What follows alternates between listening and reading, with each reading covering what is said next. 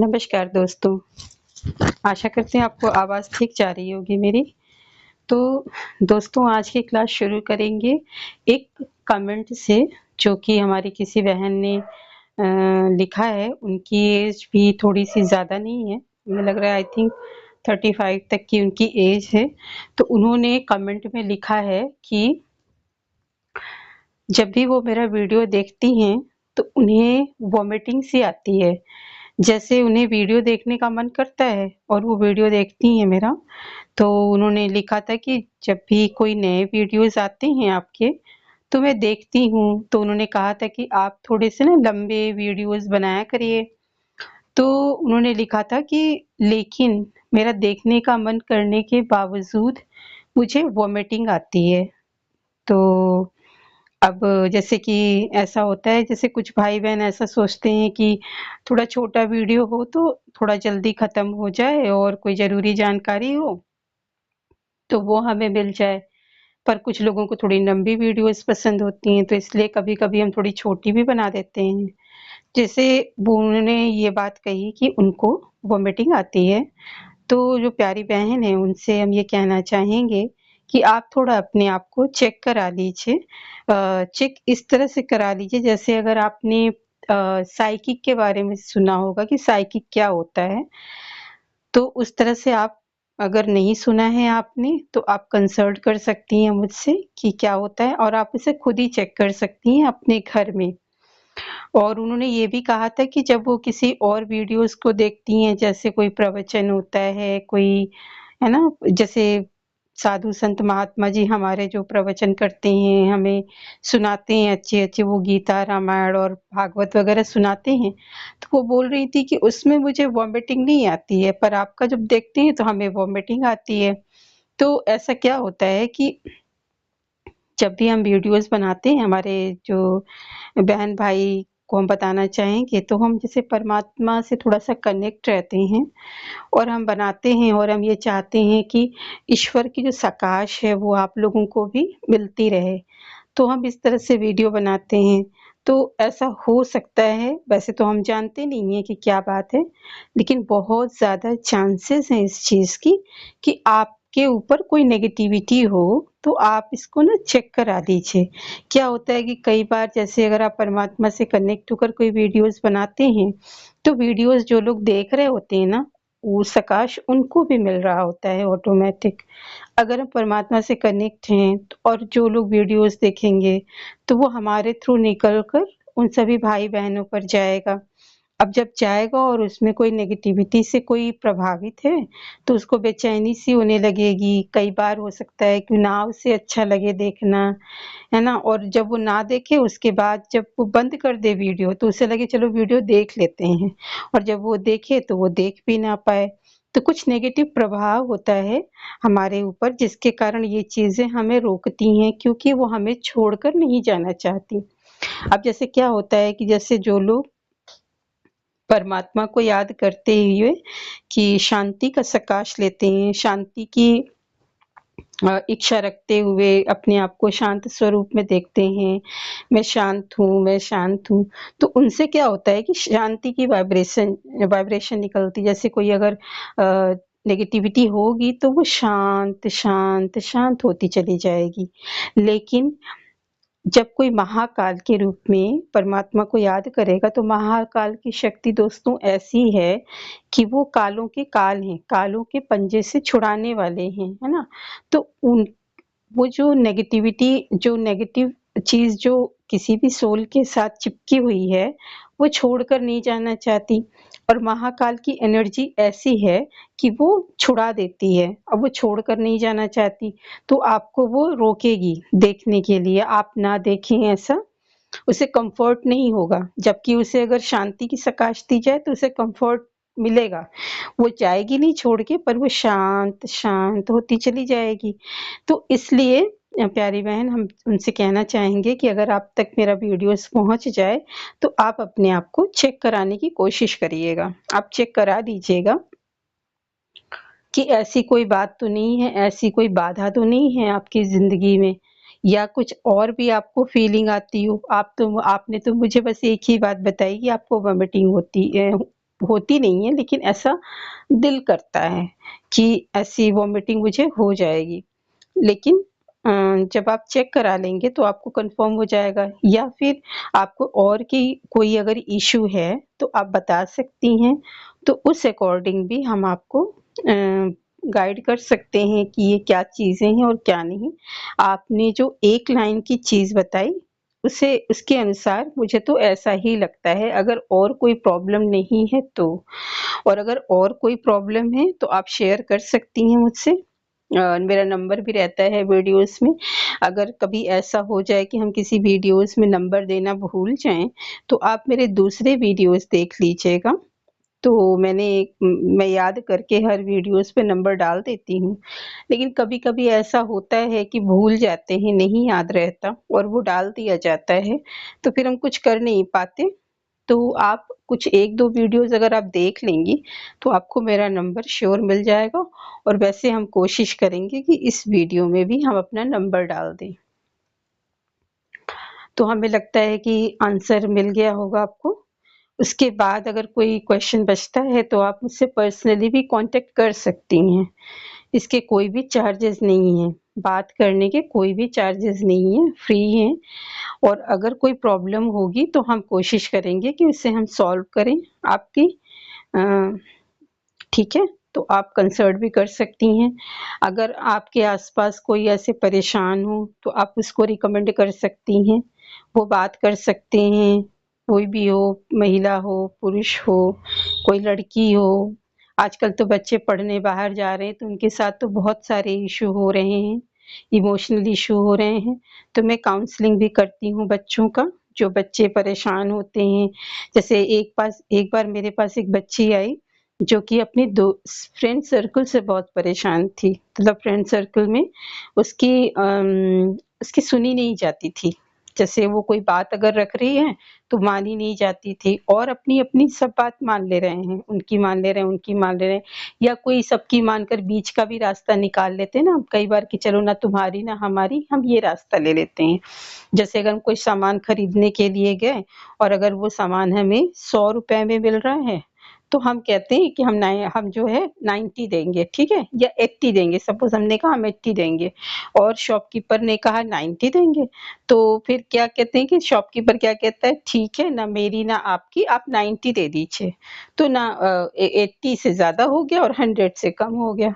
तो लेकिन वो जो लड़की थी उसको ये प्रॉब्लम थी, कहती थी कि मेरी बातों को इग्नोर कर दिया जाता है। सब तो अपनी बात रखते हैं और कोई वो सबकी बातों को सुनकर एक बीच का रास्ता निकाल लेते हैं, पर मेरी बात नहीं सुनते हैं। उसका वो इतना असर हुआ था उसके ऊपर कि उसके सारे मेडिकल चेकअप हुए थे। अब क्या होता है कि पेरेंट्स नहीं समझ पाते कि इसे कोई इमोशनल इश्यू होगा।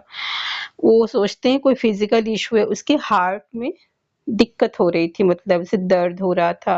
वो कह रही थी कि मेरे हार्ट में दर्द होता है और फिर वो नीचे की तरफ जैसे जा रहा है, ऐसा महसूस होता था, कुछ अजीब-सा उसे लगता था।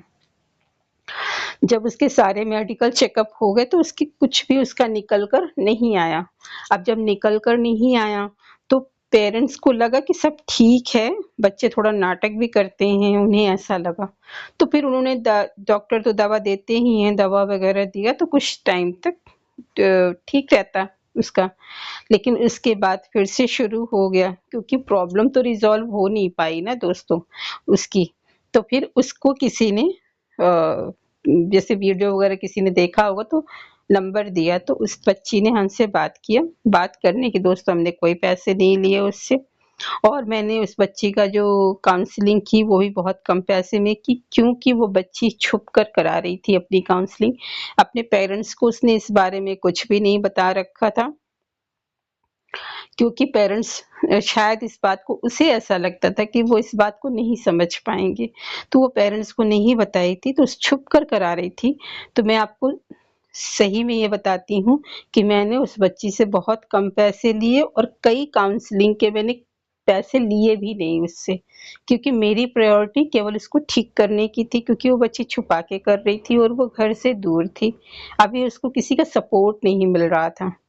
तो मैंने उसकी काउंसलिंग की, ये पिछले साल की बात है। मैंने उसकी काउंसलिंग कई की और अभी भी मेरा मोबाइल नंबर उसके पास है। मैंने उससे बोल रखा है। बीच में उसे जब ठंड थी तो उसे फिर से दिक्कत शुरू हुई थी, तो उसमें उसने दवा ली थी डॉक्टर से। डॉक्टर से दवा लेने के बाद उसने मुझसे कंसल्ट किया था। तो मैंने कहा कि दवा कब तक खाओगे बेटा आप? तो मैंने कहा कि आप मुझसे बात करो, हफ्ते में 2 बार करो, 3 बार करो, आपका दिल करे तो आप रोज करो। काउंसलिंग हम आपका रोज कर देंगे। तो मैंने दोस्तों 1.5 हफ्ते काउंसलिंग उसकी रोज की 1.5 हफ्ते तक रोज काउंसलिंग की है। आई थिंक 2 वीक चली है उसकी रोज।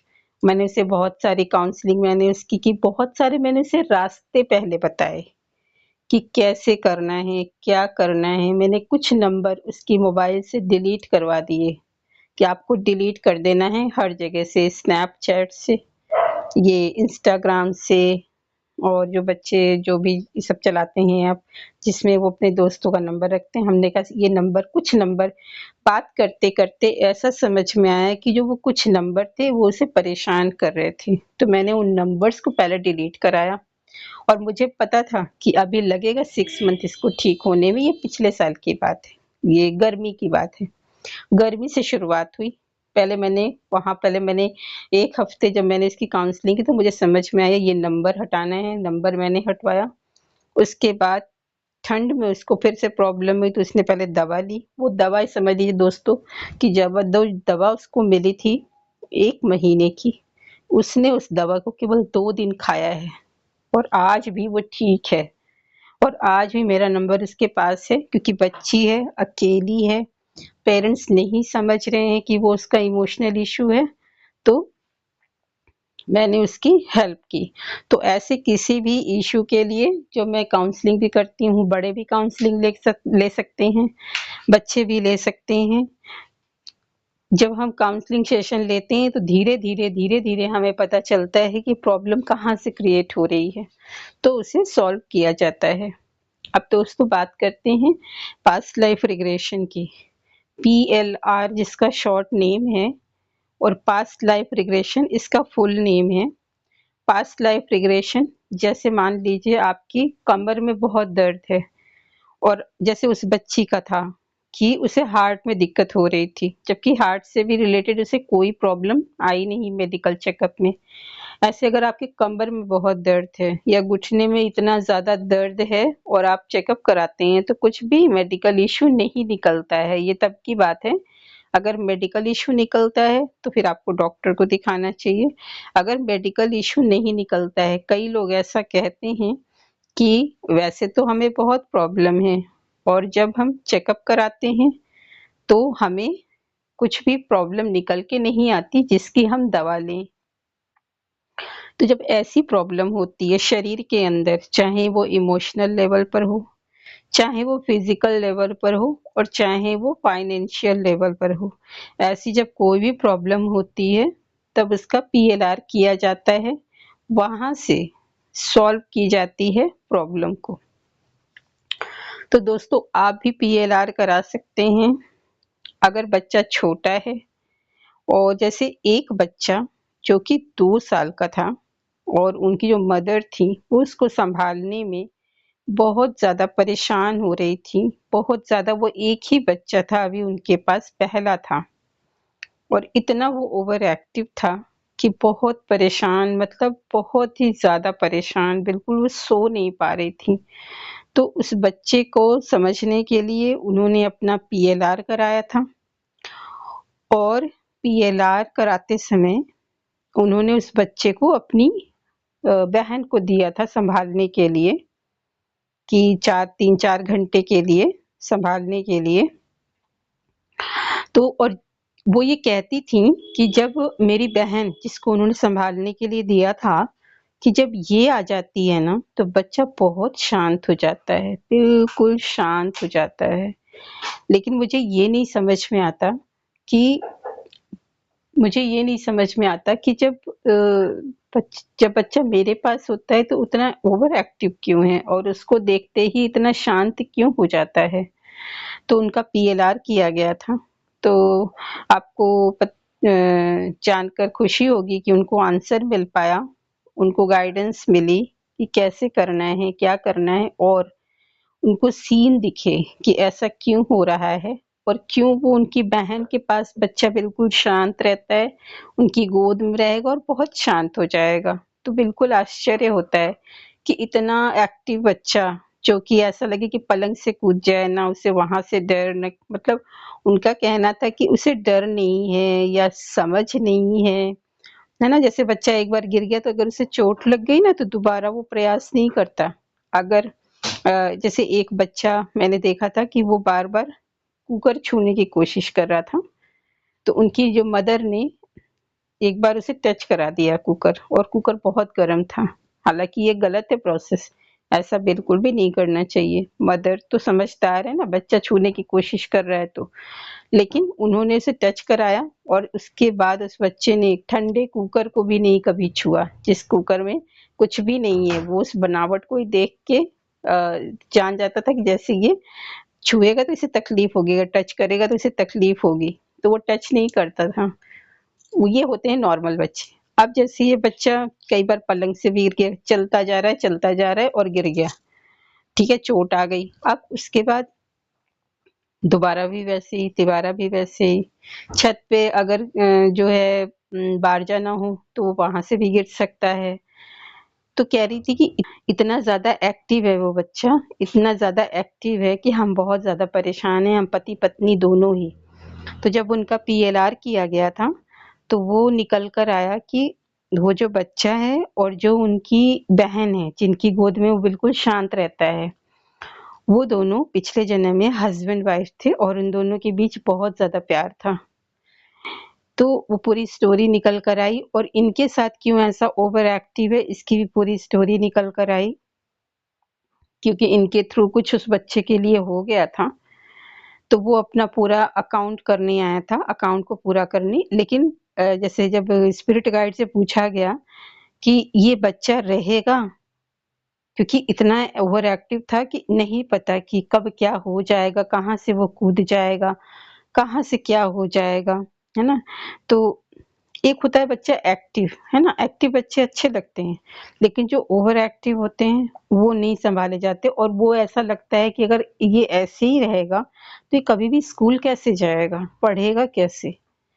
तो गाइड ने कहा कि ये जो है बच्चा 5 साल के बाद जाके नॉर्मल हो जाएगा और ये बच्चा रहेगा आपके साथ, होल लाइफ रहेगा, ये जाएगा नहीं।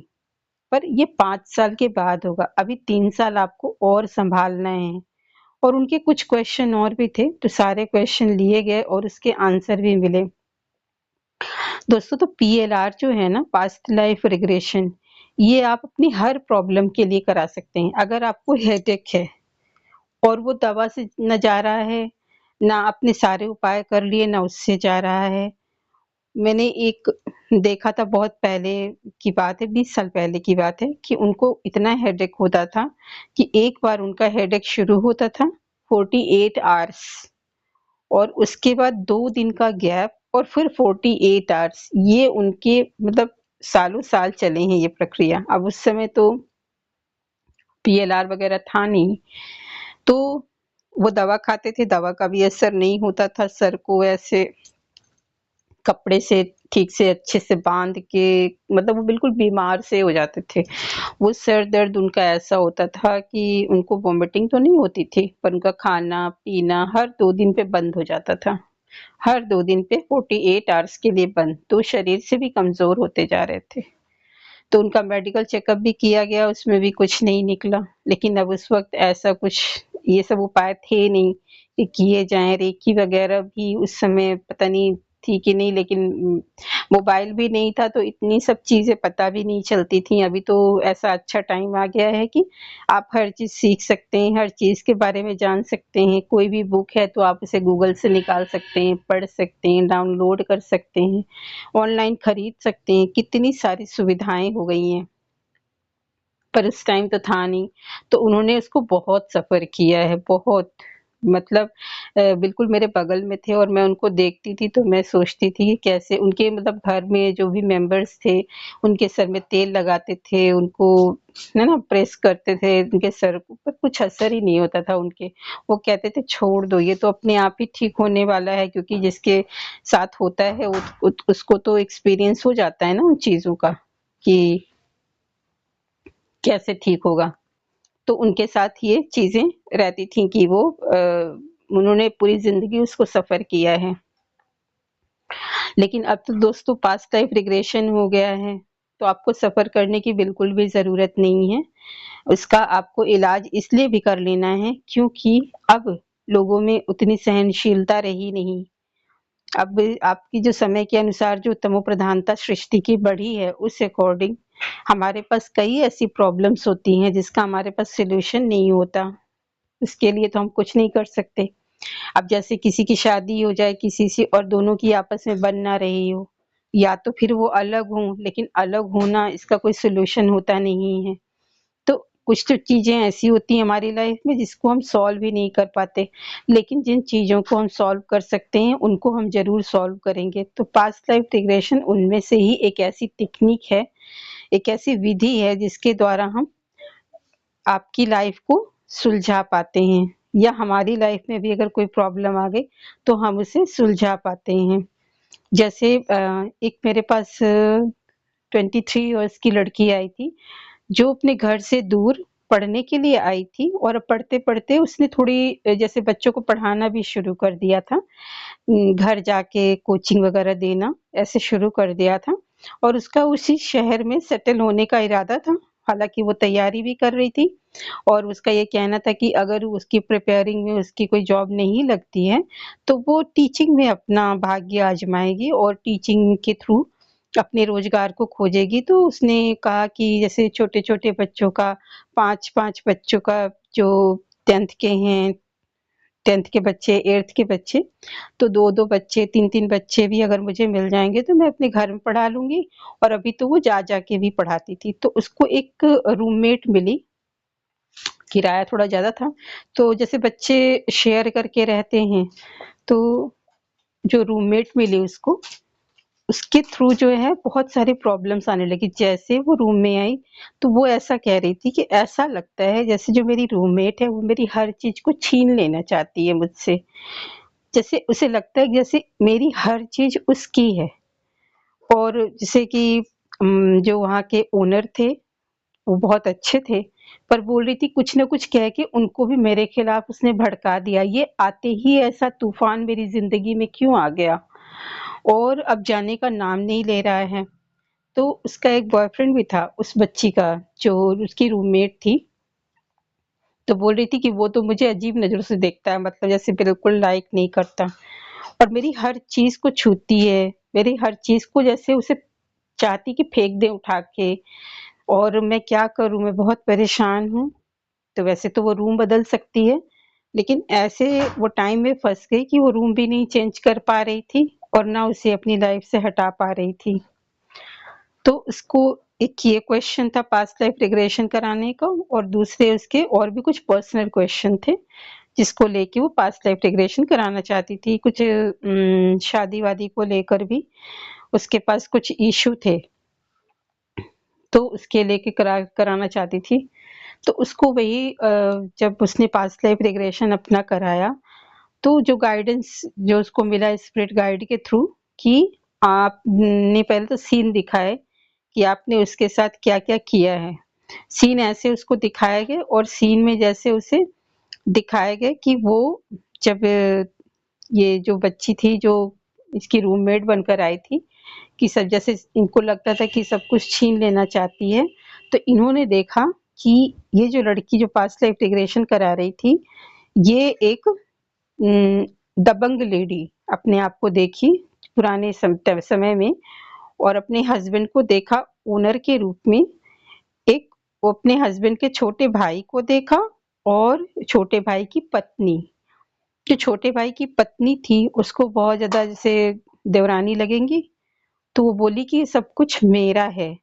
तो मैंने कहा कि ये तो सब आपका नहीं है, आपकी देवरानी का भी है? तो बोली नहीं। जैसे कि पास्ट लाइफ रिग्रेशन के थ्रू ना व्यक्ति उसी ज़ोन में जाके बात करता है। तो वो बोले नहीं, ये सब मेरे नौकर हैं, ये सब मेरे पति का ही खाते हैं, और ऐसे बाल पकड़कर अपनी देवरानी का कुछ कह रही थी कि चलो ये काम करो।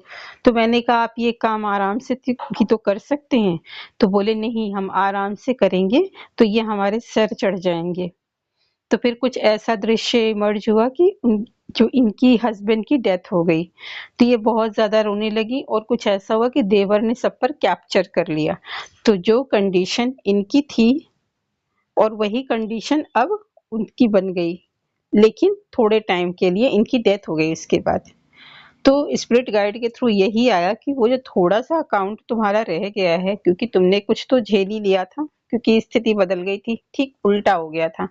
पहले इनके हस्बैंड ओनर थे, अब देवर ओनर हो गया। तो उनकी जो वाइफ थी वो बहुत अच्छे अच्छे कपड़े पहनना और इनको फटे पुराने कपड़े देना, फटे पुराने नहीं लेकिन बहुत ऑर्डिनरी कपड़े देना। और जैसे उनको बहुत ऑर्डिनरी कपड़े मिल रहे थे, है ना, इन लोगों के पास सारे रुपए पैसे हर चीज पर कब्जा था, वो उनपे उनका कब्जा होने ही नहीं दे रहे थे। तो इसके पहले का भी कुछ पास्ट रहा होगा दोस्तों, लेकिन हमें तो उतना ही देखना होता है जितने में प्रॉब्लम सॉल्व हो जाए। अगर वहां सॉल्व ना होती तो उसके पहले भी स्पिरिट गाइड दिखाते हैं। वो सारा कुछ डिपेंड होता है स्पिरिट गाइड पर, हमारे ऊपर कुछ डिपेंड नहीं होता। वो दिखाना चाहेंगे, उनको जरूरत लगेगी तो वो दिखाएंगे। तो जैसे उन्होंने बताया कि आपने कुछ तो वहां पे झेल लिया था, भोग लिया था, भोगना अपनी, लेकिन कुछ रह गया था, और ये जो रूममेट थी ये वही देवरानी थी। तो आप में से कई भाई बहनों का ये कमेंट आता है कि पहचाना कैसे जाता है? तो पहचाना ऐसे जाता है कि जो आंखें होती हैं वो आत्मा का दर्पण होती हैं। जब हम आंखों में देखने के लिए कहते हैं ना, तो वहां से पहचान हो जाती है कि ये इस जीवन में हमारा कौन है, और वो आपको ही पहचान होगी, आप ही उसे पहचान पाओगे, क्योंकि आप ही को दृश्य इमर्ज हो रहा है, आप ही देख रहे हो, तो आप पहचान पाओगे। तो पास्ट लाइफ रिग्रेशन इन सब चीजों के लिए किया जाता है। अगर कोई गर्भवती महिला है तो वो भी अपने बच्चे के लिए पास्ट लाइफ रिग्रेशन करा सकती है, लेकिन हस्बैंड करा सकता है। वो अभी प्रेग्नेंट हैं तो उनका नहीं करेंगे, हस्बैंड के थ्रू हो सकता है कि हाँ बच्चा क्या है कैसा है। हालांकि कोई उसमें तो कोई ऐसी बात नहीं है, सब इतने सारे मेडिकल जो है वो इलाज हो गए हैं, तो उसके थ्रू सब पता चल जाता है। लेकिन फिर भी अगर कोई ऐसा इशू हो तो किया जा सकता है, पास्ट लाइफ रिग्रेशन में पता लगाया जा सकता है। कोई भी ऐसी आपको प्रॉब्लम फेस करनी पड़ रही है लाइफ में जिसको लेके आप बहुत ज्यादा परेशान हैं, चाहे अपनों से, चाहे अपनी किसी आदत से, चाहे अपने किसी सपने से। जैसे मेरे पास एक केस आया था, उनमें उनके सपने में उनके मामा दिखाई पड़ते थे जो कि इस दुनिया में नहीं है, और हर एक दिन छोड़ के वो दिख ही जाया करते थे। दो तीन क्वेश्चन के और भी थे। तो उन सब चीजों को लेके पास्ट लाइफ किया गया था। तो उनके खुद मामा ही गाइड बनकर आ गए थे उनके पास्ट लाइफ रिग्रेशन के लिए। तो ऐसा भी होता है, पास्ट लाइफ रिग्रेशन में कोई देवी देवता है जरूरी नहीं है, आपके स्पिरिट गाइड कोई भी हो सकता है, कोई एंजल हो सकते हैं, कोई आपके गुरु हो सकते हैं, कोई साधु संत महात्मा जिनको आप मानते हो वो हो सकते हैं, कोई देवी देवता हो सकते हैं, कोई डिवाइन लाइट हो सकती है, डिवाइन लाइट भी हो सकती है जो आपकी गाइड को गाइड के रूप में आ जाए। तो आपको पहचान मिलेगी, उस जो गाइड को आप पहचान पाएंगे, आप बता पाएंगे उन्होंने क्या पहन रखा है, उनकी क्या वेशभूषा है, ये सब।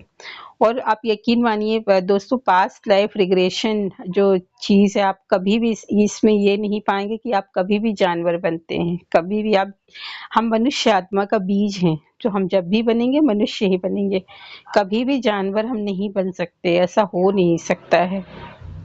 तो आपको, आप खुद अगर कभी भी कराएंगे, आप वैसे अपनी मर्जी से आप चाहें तो 2-4 लाइफ भी देख सकते हैं, लेकिन अगर क्वेश्चन के थ्रू हम जाते हैं तो क्वेश्चन में जितने जन्म देखने की जरूरत होती है उतने ही हम देखते हैं। लेकिन अगर हम स्पिरिट गाइड से कहें कि हमें एक और जन्म दिखा दीजिए, तो ऐसा नहीं है कि वो दिखाएंगे नहीं, वो दिखा देंगे, बस हमारा क्वेश्चन नहीं होगा, तो वो बस हमें सीन दिखा देंगे, थोड़ी पहचान भी हो सकती है कि उस जीवन का इस जीवन में कोई है कि नहीं है।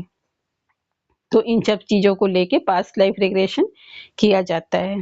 दोस्तों ये थोड़ी-सी लंबी हो गई पास्ट लाइफ रिग्रेशन की, और हम अब बात करते हैं रेकी की।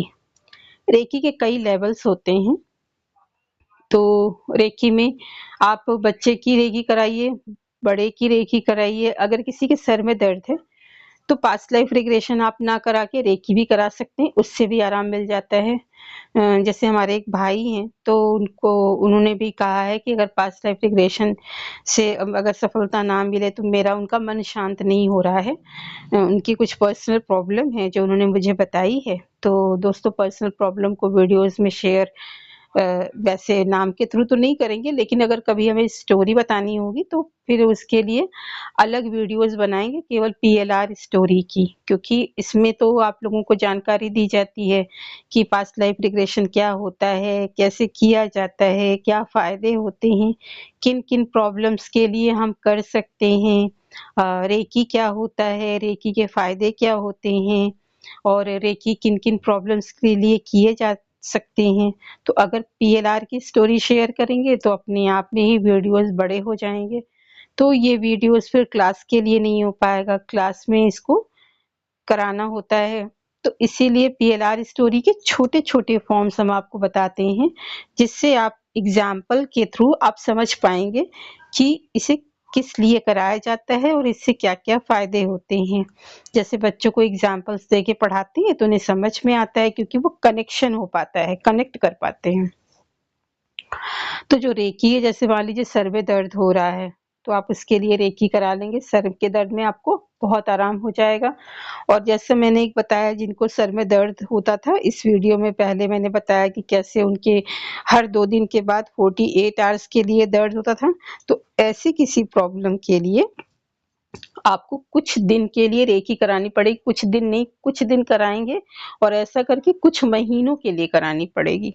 क्योंकि प्रॉब्लम जितनी बड़ी होती है और जितनी पुरानी होती है, हमारा ही थोड़ा-सा टाइम फिर लगता है, थोड़ा पेशेंस आपको रखना पड़ेगा, लेकिन आपको रिज़ल्ट मिलेगा। जैसे आप कोई दवा खाते हैं तो धीरे-धीरे ठीक होते हैं, वैसे भी कहा जाता है कि एलोपैथिक दवा से इंस्टेंट फ़ायदा होता है, लेकिन अगर आप आयुर्वेदिक पे जाएँगे और होम्योपैथिक में जाएँगे तो थोड़ा स्लो फ़ायदा होता है, लेकिन वो सेफ है, इसलिए लोग उसे खाते हैं। और एलोपैथिक जो होता है, वो रिलीफ़ तो इंस्टेंट करता है, लेकिन आपको फिर नुकसान भी बहुत देता है। तो इंस्टेंट की रिलीफ़ के लिए ले लेते हैं, लेकिन फिर उसके बाद लोग आयुर्वेदिक में ही चले जाते हैं।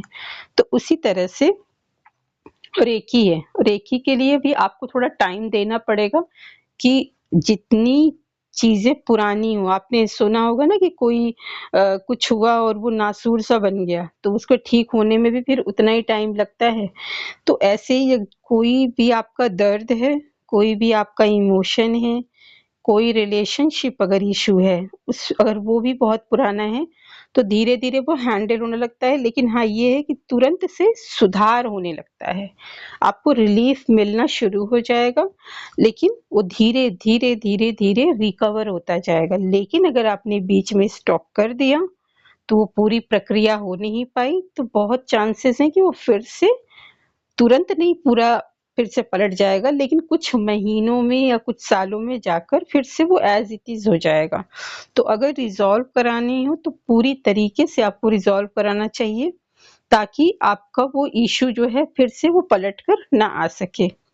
तो रेकी दोस्तों, अगर बच्चों का पढ़ाई में मन ना लग रहा हो, भले ही वो टैलेंटेड हों, किसी और चीज़ के लिए बने हों, कोई हर बच्चा पढ़ाई के लिए नहीं बना होता है कि वो पढ़ाई में ही कुछ करेगा।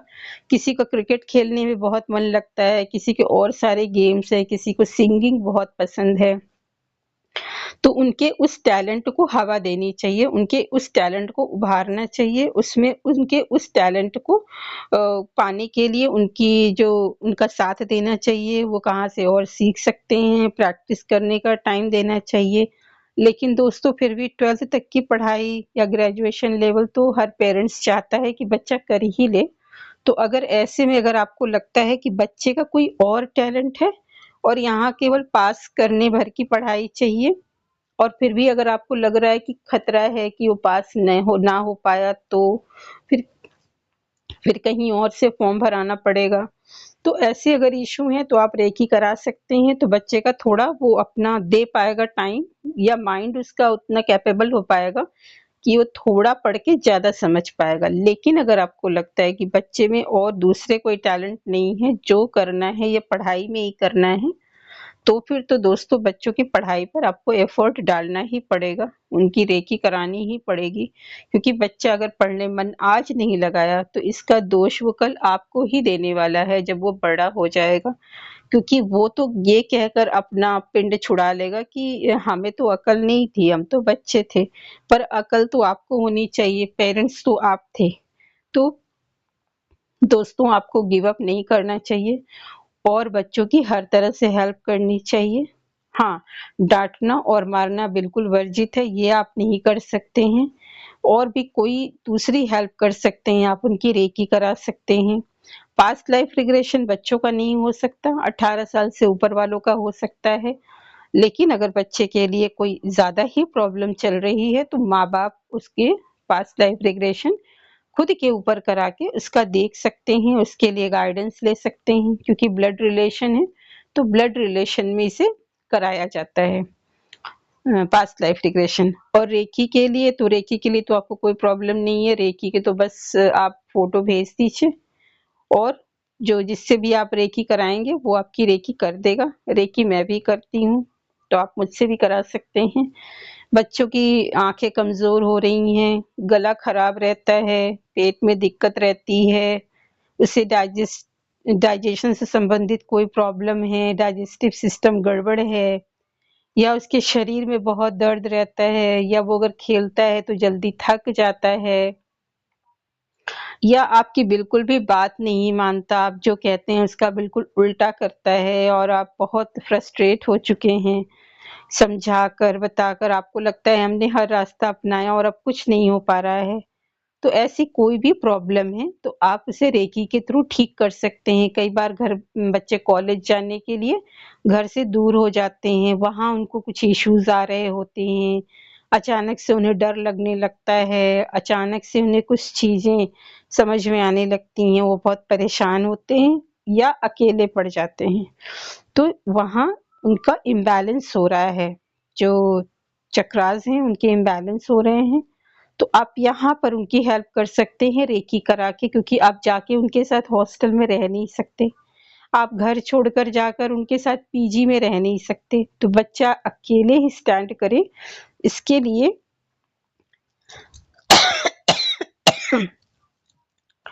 बच्चा अकेले ही स्टैंड कर ले, इसके लिए आप उसकी रेकी कराएंगे तो बच्चा जो है वो अकेले वो सफर नहीं करेगा, वो हैंडल कर लेगा अपनी प्रॉब्लम्स को और आपको कई बार पता भी नहीं चलेगा। लेकिन इसके लिए बच्चे की आपको रेकी करानी पड़ेगी। तो आपको मैंने बताया कि कई इश्यूज होते हैं जिसके लिए आप पास्ट लाइफ रिग्रेशन भी करा सकते हैं, आप रेकी भी करा सकते हैं। दोस्तों दोनों ही प्रक्रिया बिल्कुल सेफ है, बिल्कुल आप घबराने की आपको कोई ज़रूरत नहीं है, क्योंकि पास्ट लाइफ रिग्रेशन जब आप कराते हैं तो वहाँ मैं रहूँगी ज़ूम मीटिंग में, या फिर जैसे भी आप चाहेंगे। कई बार हम कैमरे पर भी कर लेते हैं इसे, कई बार हम ज़ूम मीटिंग में कर लेते हैं, है ना? कई बार गूगल मीट पे कर लेते हैं, कई बार हम कैमरे पे कर लेते हैं, कई बार हम वैसे वॉइस पर ही कर लेते हैं, जिसकी जैसी सुविधा होती है उस अकॉर्डिंग हम कर लेते हैं। लेकिन ज़्यादा अच्छा वही होता है कि आप भी मुझे दिखते रहें और मैं आपको दिखती रहूं, मतलब आप मुझे देखेंगे नहीं, पास्ट लाइफ रिग्रेशन के दौरान तो आपकी आंखें बंद रहेंगी, लेकिन मुझे दिखना चाहिए ताकि मुझे आपके सिम्टम्स दिखते रहें कि आप क्या फील कर रहे हैं, आपको बेचैनी तो नहीं हो रही है। क्योंकि जब हम पास्ट लाइफ रिग्रेशन कराते हैं तभी हमें पता चलता है कि हम किस किस प्रॉब्लम को फेस कर रहे हैं। जैसे मैंने एक लेडी हैं जिनका मैंने पास्ट लाइफ रिग्रेशन जैसे ही मैं शुरू करती हूँ, उनकी जो है वो रूट चक्रा में ब्लॉकेज उनकी समझ में आने लगती, जलन होने लगती है उन्हें। तो उसके लिए मैं 21 दिन का मेडिटेशन कराऊँगी, नेगेटिविटी रिमूवल मेडिटेशन मैं उनका 21 दिन का कराऊँगी। और दोस्तों ये मेरा पेड है, ये तब मैं कराती हूँ जब लोगों को बहुत ज़्यादा शारीरिक प्रॉब्लम होती है। तो जैसे कुछ लोग पीएलआर और रेकी नहीं करा के ये कराते हैं नेगेटिविटी रिमूवल का, मुझसे मेडिटेशन ले लेते हैं 21 दिन का। तो ये भी मेरा पेड है, मैं ये भी करा के लोगों को ठीक करती हूँ, मैं काउंसलिंग भी लेती हूँ बच्चों का, बड़ों का। तो आप इन सब चीज़ों के लिए मुझे कंसल्ट कर सकते हैं दोस्तों, और आपको बिल्कुल भी परेशान होने की ज़रूरत नहीं है। आप जो है अपने आप को बैलेंस कर सकते हैं इन्हीं चीज़ों के थ्रू। इसमें बैलेंस करना भी बताया जाता है कि कैसे आप कुछ प्रैक्टिस से अपने सारे चक्रास को बैलेंस कर लेंगे। आप रेकी और पास्ट लाइफ रिग्रेशन सीख भी सकते हैं, सिखा भी सकते हैं। अगर आप ऑलरेडी जॉब में हैं तो आप इसके थ्रू लोगों की मदद कर सकते हैं, जिससे आपका भाग्य बनेगा, क्योंकि भाग्य हमारा कर्म के आधार पर ही बनता है। आज हमने जो कर्म किया वो हमारा भाग्य बन गया। अब वो हमें 1 घंटे बाद भी मिल सकता है, 1 दिन बाद भी उसका रिज़ल्ट मिल सकता है, 1 महीने बाद मिल सकता है, 6 महीने बाद मिल सकता है, 1 साल बाद मिल सकता है, 1 जन्म बाद भी हमें रिज़ल्ट मिलता है। तो अगर आप ऑलरेडी जॉब में हैं, तो आप सीख कर दूसरों की आप हेल्प कर सकते हैं, और अगर आप जॉब में नहीं हैं, तो आप इसे जॉब के थ्रू भी अपना सकते हैं। अगर आप जॉब में हैं, तो आप इसे हेल्प करेंगे और आपकी बहुत सारी प्रैक्टिस हो जाएगी, तो जब एक जॉब छूटेगी, तो आप दूसरे जॉब के लिए आप इसे अपना सकते हैं, और दूसरों की आप हेल्प भी कर सकते हैं रेकी के थ्रू। रेकी के 5 लेवल होते हैं दोस्तों, first level, second level. First level में केवल सेल्फ हीलिंग सिखाई जाती है, सेकंड लेवल में आपको डिस्टेंस हीलिंग सिखाई जाती है, थर्ड लेवल और सेकंड लेवल लगभग सिमिलर है, तो इसे लोग एक साथ कर लेते हैं। फोर्थ लेवल मास्टर लेवल है, और fifth level grand master level है, जिसमें बहुत सारे सिंबल्स आ जाते हैं, बच्चों की पढ़ाई से रिलेटेड भी चीज़ें आ जाती हैं। तो दोस्तों आप भी सीख सकते हैं, और ये बहुत ही ज़्यादा अच्छी टेक्निक है। आप अगर आप सीखेंगे तो आपको इंटरेस्टिंग भी लगेगा। पास्ट लाइफ रिग्रेशन ऑब्वियस है, बहुत प्यारा कोर्स है, और पूरा एक ही कोर्स है वो। तो अगर आपको सीखना होगा तो आप उससे रिलेटेड मुझसे बात कर सकते हैं, उसकी फ़ी पता कर सकते हैं। स्क्रीन पर आपको नंबर दिखा आ रहा है, आप उस नंबर पे कांटेक्ट कर सकते हैं और मुझसे बात कर सकते हैं, सब कुछ जानकारी ले सकते हैं। संकोच बिल्कुल ना करें, आप ये ना सोचें कि कैसे बात करें, क्या बात करें। आप चाहें जैसे भी बात करें, आपकी बातों को मैं समझ लूँगी। आप जो बोलना चाह रहे हैं मैं वो भी समझ लूँगी, और जो आप नहीं बोल पा रहे हैं मुझे वो भी समझ में आ जाएगा। तो दोस्तों आप मुझसे कांटेक्ट करिए और अपने प्रॉब्लम का सॉल्यूशन पाइए। नमस्कार दोस्तों।